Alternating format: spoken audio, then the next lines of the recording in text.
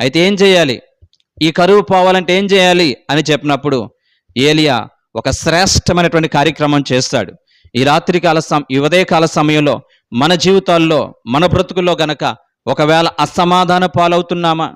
కలవరాల మధ్య ఉన్నామా, కన్నీటి మధ్య ఉన్నామా, ఆవేదనతో ఉన్నామా, ఇలాంటి ఆవేదనకరమైన పరిస్థితుల్లో మనకి ఎవరిని కనిపిస్తే వారిని ఈ సమస్య కారకుడు వాడే, ఈ సమస్య కారకురాలు ఆమె అని చెప్పి మనం ఇతరులను బట్టి బాధని మనసులో పెట్టుకున్నామా, కృపగల దేవుడి